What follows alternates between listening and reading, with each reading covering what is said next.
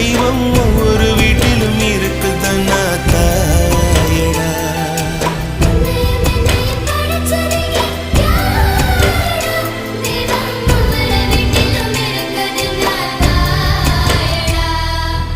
ஆசைப்பட்ட எல்லாத்தையும் காசிருந்தா வாங்கலாம், அம்மாவை வாங்க முடியுமா? நீயும்